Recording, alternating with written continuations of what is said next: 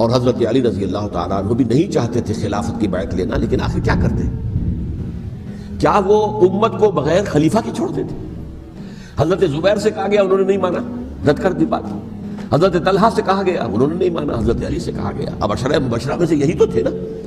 لہذا انہوں نے تسلیم کر لیا، خلافت ہو گئی۔ لیکن اس کے بعد جو خانہ جنگی ہوئی ہے،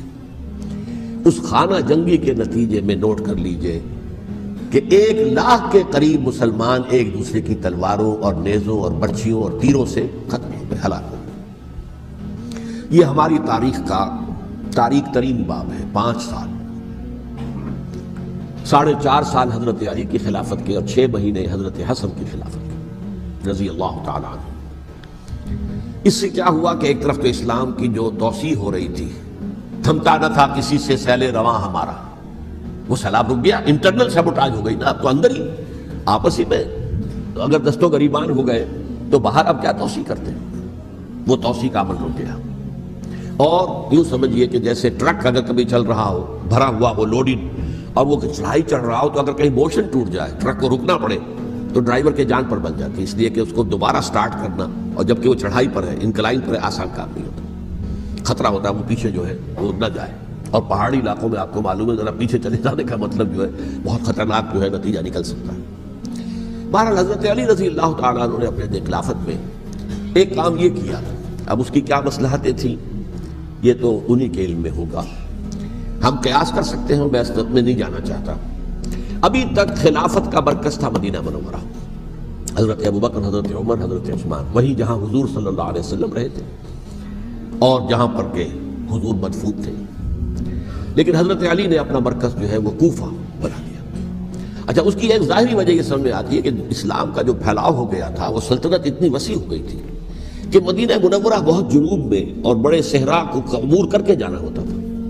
کوفہ جبکہ ایسی مقام پر تھا کہ جہاں سے مشرقی راستہ جا رہا ہے ایران کو، عراق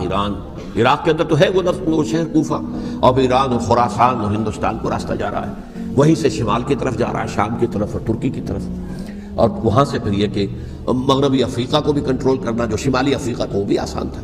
بہرحال حضرت علی نے کوفہ کو اپنا مرکز بنایا، اور نتیجہ یہ ہوا کہ سبائیوں کا بھی مرکز وہی بن گیا، چونکہ انہوں نے اپنے آپ کو گردا گرد رکھا حضرت علی کے رضی اللہ تعالیٰ۔ اب ظاہر بات ہے کسی پرٹیکولر پرسن کے خلاف تو کوئی مقدمہ موجود تھا نہیں، بلکہ جب جنگ جمل ہو رہی تھی، ابھی جنگ نہیں ہوئی تھی، حضرت عائشہ، حضرت طلحہ، حضرت زبیر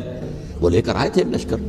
اس مطالبے کے لیے کہ حضرت عثمان کے قاتلوں کو سزا دی جائے، قصاص لیا جائے۔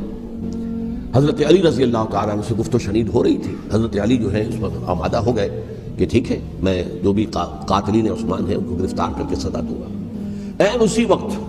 کوفے کی مسجد کے اندر جو ہے 10,000 کا مجمع کھڑا ہو گیا، ہم سب قاتل عثمان ہیں، لو ہم سے بدلہ کہاں سے ہوگا۔ اور انہوں نے کیا کیا، جاتے ہی جنگ چھیڑ دی، اور جب چھڑ جائے تو یا مرو یا مارو،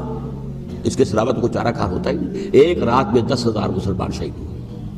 جن میں 2 عشرہ مبشرہ میں سے حضرت زبیر اور حضرت طلحہ رضی اللہ تعالیٰ۔ تو یہ صورت تھی، سبائیوں نے گھیراؤ کیا حضرت علی کا رضی اللہ تعالیٰ۔ حضرت معاویہ دعوے دار نہیں تھے خلافت کے، قطعاً نہیں، ان کا صرف ایک دعویٰ تھا، اور وہ یہ تھا کہ